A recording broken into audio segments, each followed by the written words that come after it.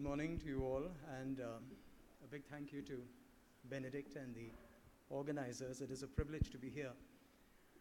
The reason I'm here is that I recently wrote a book called Innovation Stories from India Inc., their stories and their words, in which I talked to a range of business leaders from startups to conglomerates, and I'm completely delighted to see that Suresh Krishna, a gentleman whom I met for the book, is here, and he has such fascinating insights on a very different perspective on how he manages his company. I do hope you get a chance to interact with him at some point of time because there's so much learning.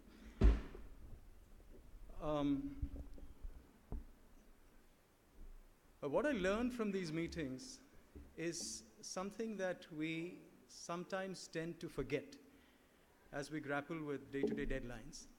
And that is that there really is nothing called business as usual. Aditya Puri, the MD of HDFC Bank, says that his customers' needs seem to change every 6 months. And so he needs to build in the capability and the speed in his bank to react quickly enough to continue to serve those customers well. And even if you do read the market well, even if you do your market research well, it's entirely possible that you will continue to make mistakes, and significant ones at that. KBS Anand, the MD of Asian Paints, has this wonderful insight. He says, a lot of our ideas are going to fail because our ideas are based on our understanding of the consumer. The consumer is actually going to be a little different. Bhaskar Bhatt, and I'm taking insights from people I've met because they represent a pool of knowledge that is difficult to equal by any one entrepreneur. So I think there are great learnings there. Bhaskar Bhatt has this wonderful story. He says, buoyed by the initial runaway success of the Titan quartz watches that they launched in the 80s, they made such a monumental mistake a few years later that the company nearly went bankrupt. And then they had to make significant course corrections to recover. They did it again in the mid-90s when they launched a branded jewelry line called Tanishq. Again, they had made significant initial mistakes, big mid-course corrections to recover and win. Today, Titan is, of course, a $1.7 billion company, so obviously they've done something well. At one end of the spectrum of the people I met, there is a Vijay Sharma, boss of the $140 million Paytm, today one of the poster boys of the startup scene. He has pivoted his company several times after he started in 2000, and he expects to pivot more. At the other end of the spectrum, there is Ratan Tata, boss of the $100 billion Tata Group, who worries that the dominant market share that the Tatas have in the commercial heavy vehicle segment, to take just one example, is under significant threat. And he says his new competitors are so formidable that he feels he needs to up his manufacturing game significantly if he needs to stay competitive. I think the point that comes across, I could go on, the point that comes across in story after story is that as a business leader, you will have to continually do new things to retain your competitive advantage. And when you make changes, risk is inevitable, mistakes are inevitable. The challenge, of course, is to manage those risks, to learn from those failures, and hopefully build a company that has the capacity to make more right judgment calls than wrong in the long term. Harsh Mariwala, the head of the Marico Industries, sums this up rather well. He says, there's this old saying, win some, lose some. They have rephrased it at Marico. They say, win some, learn from the others. Examples and anecdotes can continue, but I think learning from failure has always been endemic to success in business, and this is a theme I would love to expand as this conversation unfolds. Thank you.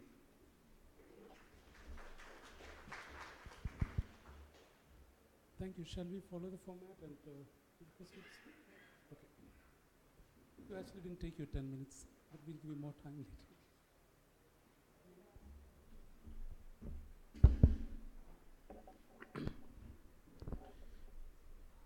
Good morning to all of you. Can all of you at the back hear me? Okay. So first of all, thanks to Benedict and everybody else for inviting me here. It's a great pleasure. I have heard of the Bangalore Business Lit Fest in the earlier editions. This is the first time I'm actually participating. One of the things that Professor Jose missed out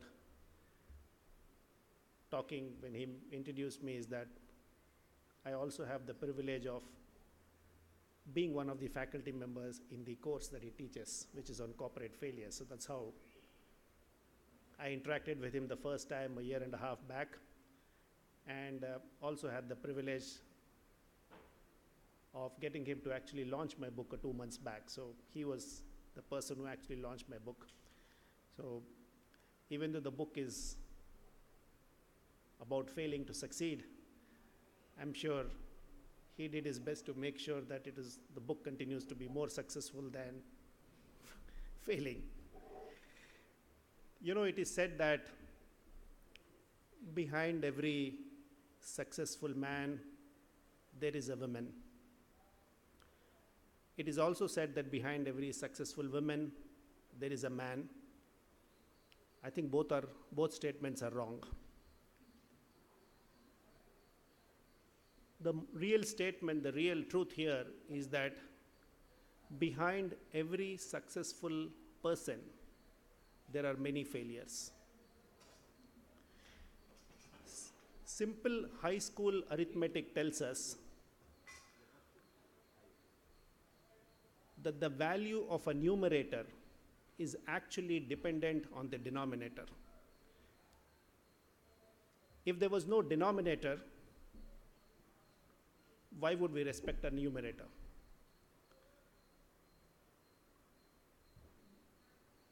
Imagine a world where everybody can bat like Sachin Tendulkar, can create music like Ilayaraja, can paint like Michelangelo, can play tennis like Roger Federer, can write books like R.K. Narayan, or even Chetan Bhagat. Yeah, I didn't mean it as a joke. I think you people are laughing.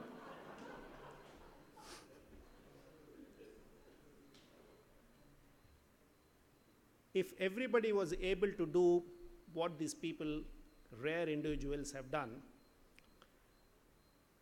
we would have less respect for them. We would be less inspired by these people. The reason all these people fire up our imagination and inspire us to get where they got is because in itself it is very rare. And I think, therefore, the fact that millions fail increases the value of the few who succeed. There are multiple levels of failure.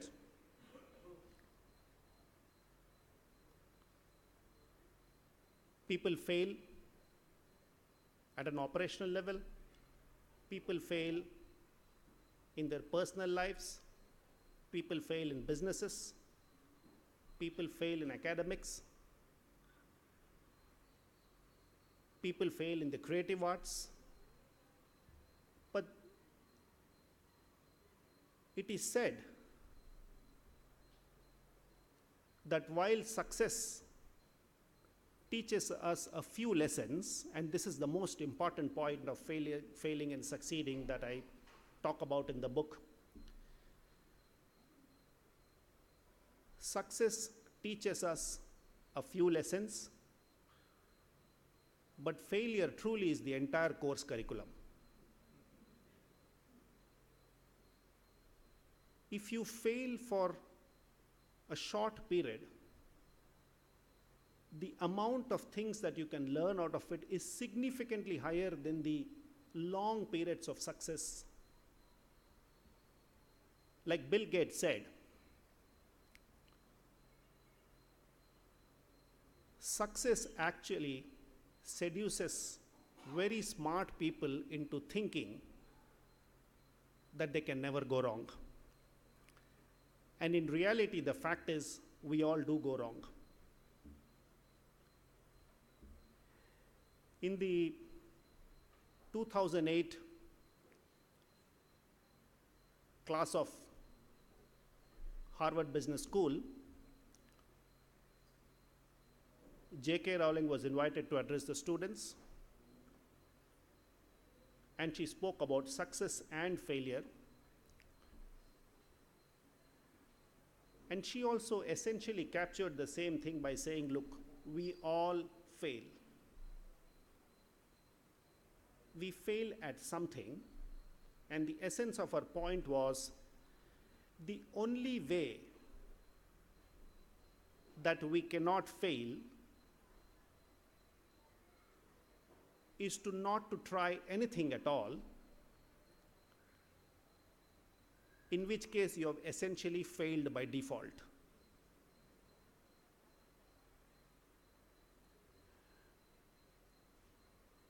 It is said that failure is the stepping stone to success. People also say that in the English language, F comes before S, therefore you have to fail to succeed. I don't think these are necessarily true.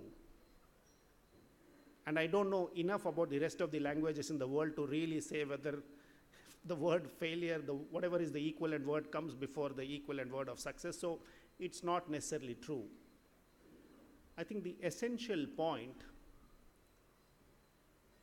and I'm going to repeat this again and several times as we take this conversation forward, is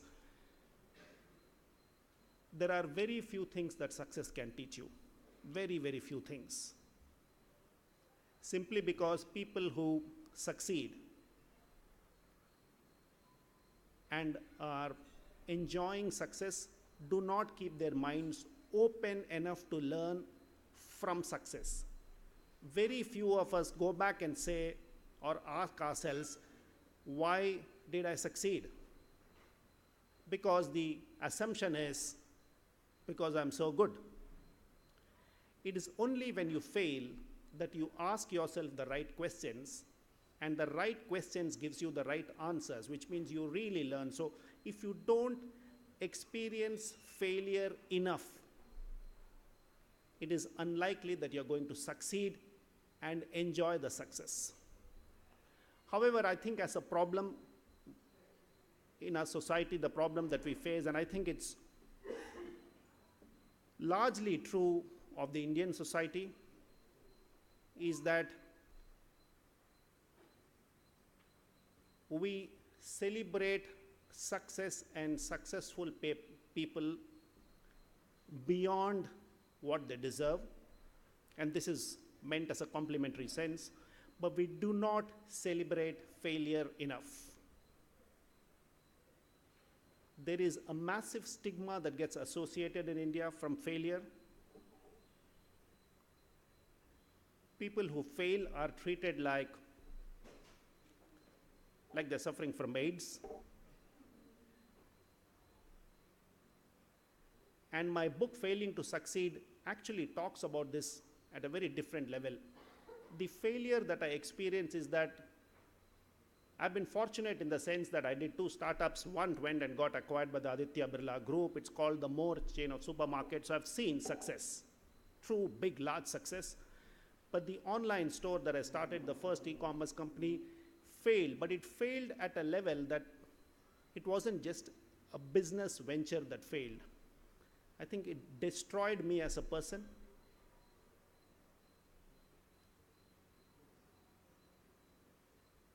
I, as an individual, as a family, we suffered so much that the entire effort of writing the book was truly a heartbreaking journey. And I'm only talking of writing the book. We actually went through it. It's very hard to describe the things that we went through. It's very hard to even imagine the kind of things that entrepreneurs in India can go through if businesses fail, because we have a very bad habit in society. When a large company, a billion-dollar company is formed, we associate the single founder as the person who's responsible for creating a billion-dollar company, which is completely untrue. And on the other hand, if a venture that gets started fails, then it is that single person who started the company is responsible for all the failures of the world. I think we need to move ahead as a society. We need to embrace failure. We need to celebrate failure. And we need a lot more people to be able to stand up and come to places like this and grab hold of this mic and say proudly, I failed. I tried my best, but I failed. And I think it's important for us to understand that failure is an essential part of success. Because if large number of people don't fail, we'd never respect the few who succeed. J.M. Barrie, the creator of Peter Pan, actually captured it very nicely. And I think it's a great inspiration for a lot of people in most of the places that I speak about, including people like me, and for many, maybe some of you here. If you failed, don't worry, because he said, all of us are failures. At least the best of us are. Thank you so much.